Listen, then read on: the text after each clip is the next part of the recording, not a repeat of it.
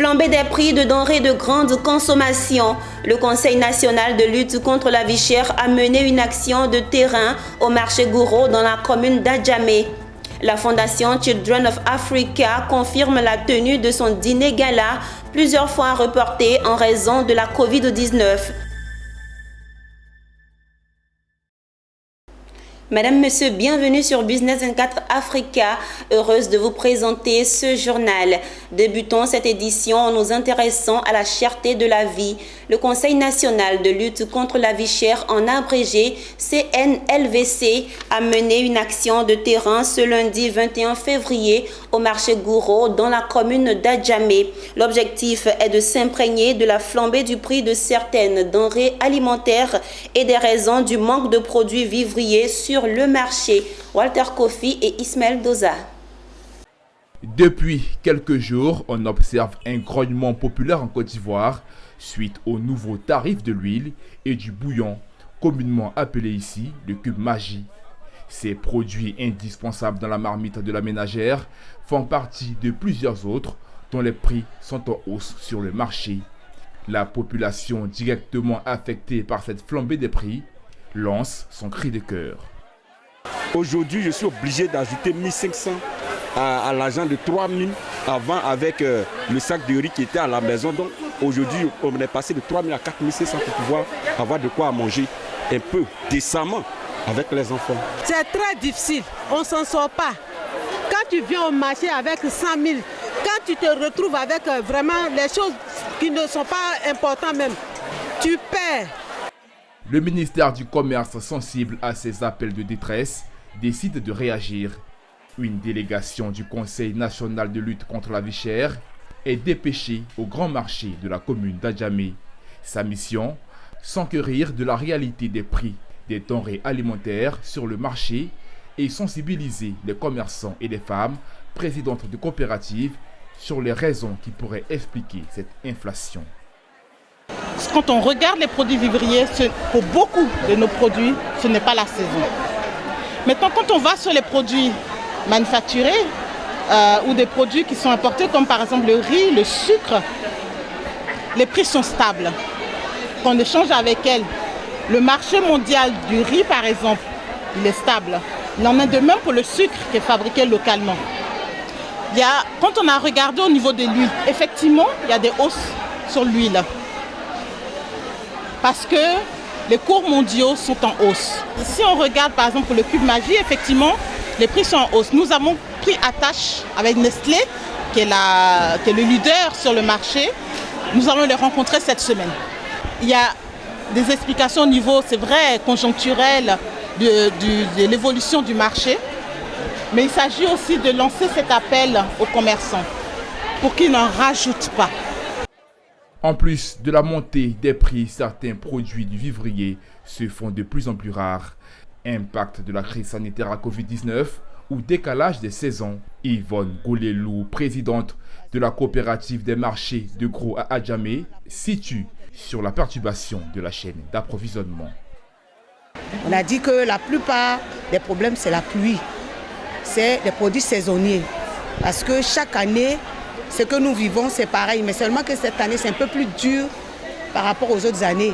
Moi, je pense que c'est dû aux effets du Covid, parce que les produits que nous utilisons dans la production, c'est-à-dire les intrants agricoles, sont importés.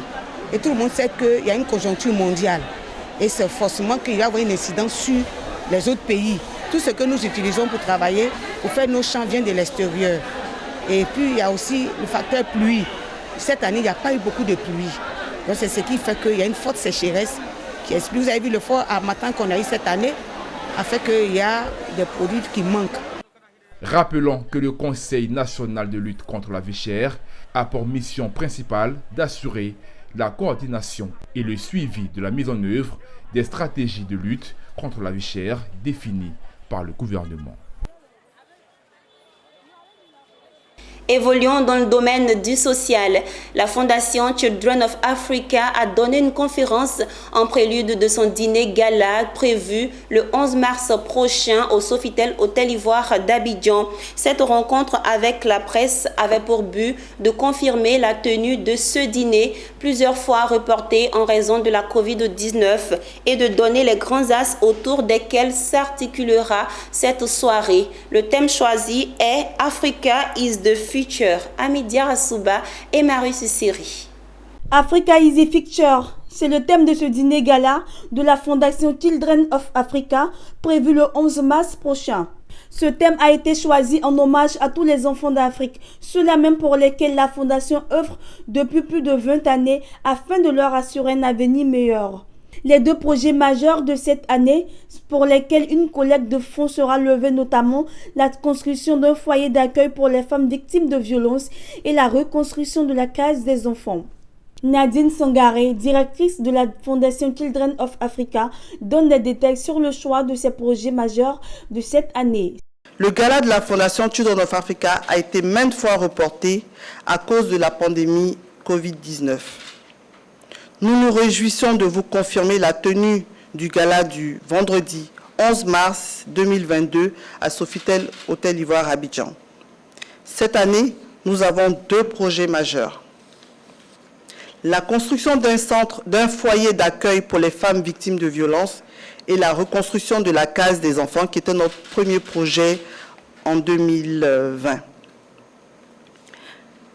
Mesdames et messieurs, Madame Dominique Ouattara, présidente de la Fondation Children of Africa, a été sollicitée par la ministre de la Femme, de la Famille et de l'Enfant et certaines ONG qui luttent contre la violence basée sur le genre afin d'apporter son appui et son soutien pour la prise en charge des femmes victimes de violences.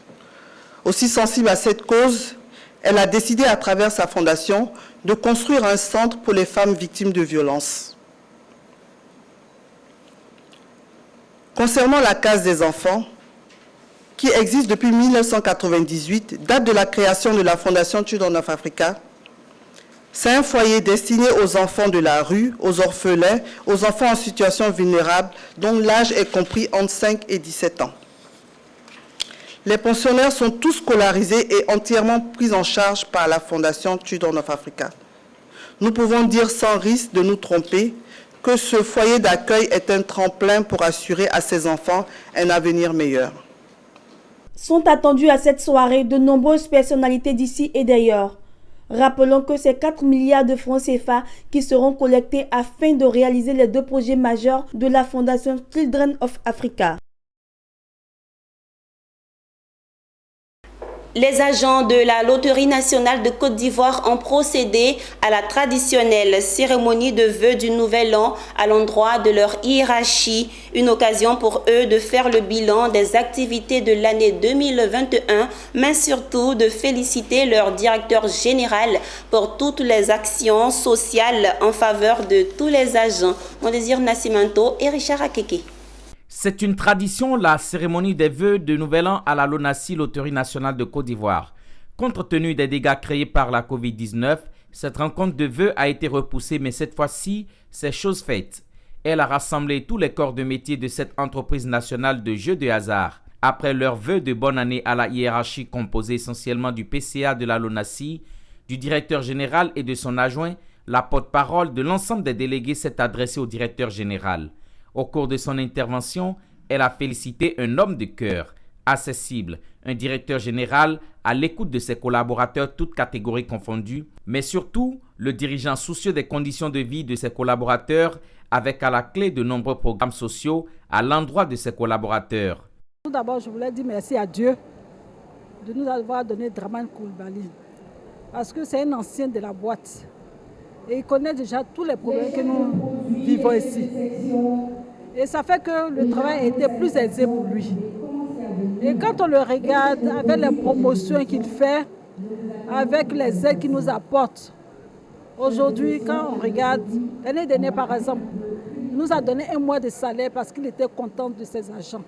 À la LONASI, la mutuelle a prouvé son efficacité à travers des négociations bien porteuses. La dernière réussite concerne notamment des logements sociaux pour tous les agents avec des conditions qui forcent admiration, soit 95% du prix d'achat de la maison à la charge de la LONASI et 5% à la charge de l'agent de la LONASI qui désire acquérir une maison. Il n'y a pas meilleur traitement que de donner, je dis bien donner un toit à chaque agent. Nous sommes près de 500 et quelques agents. Tous les 500 et quelques agents ont droit à un toit. Et rassurez-vous, les maisons 3 pièces basses à Yopougon, l'agent la paye à 5 millions. Là où on l'achète à 25 millions. Avec le directeur général Draman Coulibaly, la LONASI a glané des lauriers importants. Après avoir remercié l'ensemble des agents, le directeur général a rappelé les résultats des 10 dernières années qui placent la LONASI dans le trio des meilleures entreprises publiques de Côte d'Ivoire.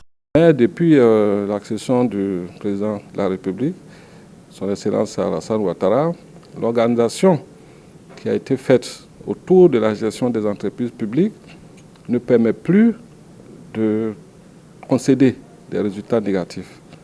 Donc les entreprises sont assignées à accomplir non seulement leur mission, mais aussi à produire des résultats positifs. Le chiffre d'affaires de 369 milliards induit un résultat positif, c'est-à-dire des dividendes à distribuer d'à peu près 3 milliards.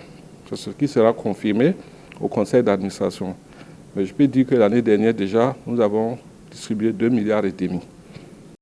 Au cours de cette rencontre, le directeur général de la LONASI a annoncé la prochaine certification de son institution, un chantier sur lequel il compte sur les efforts de ses agents, alliés et partenaires de ces dernières années. On ne finira pas de célébrer la Saint-Valentin. Ne dit-on pas qu'il y a 365 14 février dans l'année, Valentine's Day ou encore Fête de l'amour, première édition. C'était le week-end dernier au Jardin des Rails à Abidjan. Entre amour, glamour et preuve d'amour, l'objectif est de consolider la flamme de l'amour dans les foyers. À l'initiative, le restaurant du Jardin des Rails et le réseau Amazon International. Issa Badini et Doumbia Ayouba. La mesure de l'amour, c'est d'aimer sans mesure, a dit Saint-Augustin. Et avec mesure alors, ce serait là joindre l'utile à l'agréable. Utile et agréable, il en a été question tout au long de cette soirée du 19 février. Happy Valentine's Day, autrement, la fête de l'amour. La Saint-Valentin, on y est toujours. Du glamour, de la couleur, de la hauteur et du son. Au timbre de l'amour, le tout dans des regards plus que croisés. Au menu, du foie gras, du mouton de 7e heure, du tartre au bigarreau, bref, de l'amour comme s'il en plaisait. Objectif, maintenir la flamme de l'amour dans le foyer. Un objectif plus qu'atteint à entendre ce couple. Déjà l'amour, ça se célèbre, c'est ce qui nous maintient en vie. Et sans amour, la vie n'aura pas de sens. Donc la vie, c'est l'amour. Et déjà, être en couple, ça se célèbre parce que chaque jour que Dieu fait, quand on se réveille en bonne santé, c'est déjà une fête. Et de deux, l'amour, ça se célèbre. Vivre à deux, c'est un challenge. Et tenir ce challenge chaque jour, c'est déjà énorme. Oui, la soirée s'est très bien passée. On a eu beaucoup d'activités, beaucoup de surprises agréables. On a bien mangé aussi. Tout s'est très très bien passé, on a apprécié. Ah oui, on va revenir. On va revenir, ça, il n'y a rien à dire. Pour la responsable des lieux, par ailleurs initiatrice du Happy Valentine's Day, l'amour est à célébrer. Et surtout, celui qui unit un homme et une femme. Quand on parle de l'amour, c'est quelque chose qui est inné.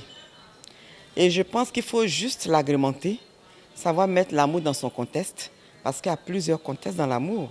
Il y a l'amour parce que tu es une mère, il y a l'amour parce que tu aimes quelque chose, soit un objet, soit de la nourriture. Et puis il y a l'amour parce que tu aimes Dieu. Bon, c'est un partage. Et puis aussi il y a l'amour parce que c'est deux êtres qui s'aiment. Et ce contexte-ci, c'est l'amour où deux êtres s'aiment. Donc, je pense qu'il faut célébrer ce moment-là, puisque c'est ce moment qui fait la procréation. Et c'est ça qui fait que les gens se multiplient et les gens vivent. Donc, l'idée est partie du fait qu'on doit en profiter. Au cours de la soirée, les amoureux du jour ont eu en bonus une communication dont le thème est comment maintenir la flamme de l'amour. Pour la conférencière, des principes indispensables en amour, il en existe. On doit passer d'abord par la communication dans la vie de couple. Et après la communication, il y a le respect mutuel, c'est-à-dire laisser à l'homme son autorité, son fauteuil de chef de foyer, et en même temps que l'homme aussi respecte sa femme. En plus de ça, il doit avoir la communication et nous n'allons pas oublier le dernier volet, qui est le pilier même du foyer, qui est l'amour. Des recettes pour maintenir la flamme de l'amour, les absents de cette première édition pourront se rattraper le 12 mars prochain lors de la deuxième édition dans le cadre de la Journée internationale de la femme.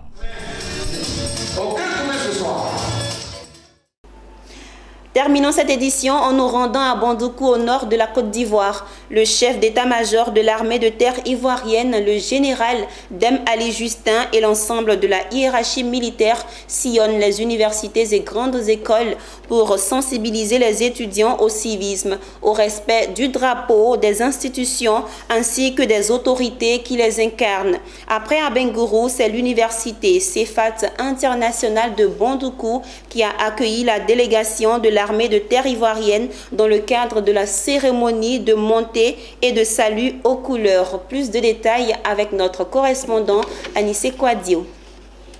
L'Ivoirien nouveau doit être formé à travers une bonne éducation. Les étudiants des universités et grandes écoles du pays sont visités par le chef d'état-major de l'armée des terres de Côte d'Ivoire et l'ensemble de son équipe afin de les stimuler à l'excellence et également au respect du drapeau. C'est l'université CEFAT Inter de Bandoukou qui a été choisie pour cette cérémonie de montée aux couleurs qui a rencontré l'adhésion de tous. La vision de cette opération à travers les universités et grandes écoles de Côte d'Ivoire, c'est de sensibiliser les étudiants à venir du pays à s'approprier la notion de respect du drapeau, des institutions ainsi que des autorités qui les incarnent. Chers étudiants, lorsque vous aurez tout oublié, gardez en vous l'essentiel, la culture du civisme. Gage d'une école compétitive, le tout dans un climat politique apaisé. Une fois par an, je rentre dans un établissement scolaire pour la montée des couleurs et passer un message de civisme qui est important pour notre jeunesse. Cette cérémonie de prise d'âme et de montée aux couleurs est fortement appréciée par l'ensemble des responsables de l'université qui s'inscrivent résolument dans cette dynamique pour le bien de leurs étudiants. Merci pour l'honneur que vous nous faites, afin que nous puissions former une jeunesse digne, parce que la jeunesse, c'est la relève. C'est un honneur pour nous de recevoir le commandant de l'armée des terres. C'est un honneur de faire cette montée aux couleurs. C'est nous qui devons donc incarner des valeurs de civisme afin que demain, la Côte d'Ivoire puisse se reposer sur une jeunesse responsable. Il est à noter que l'université CEFAT International organise en son sein tout le lundi une cérémonie de salut aux couleurs et compte travailler main dans la main avec le chef d'état-major de l'armée des terres de Côte d'Ivoire et l'ensemble de ses collaborateurs afin que ces genres d'activités restent gravés dans les mémoires de leurs étudiants prêts à servir le pays. C'est la fin de ce journal préparé par l'ensemble de la rédaction. Merci de nous avoir suivis. Les programmes se poursuivent sur Business 24 Africa.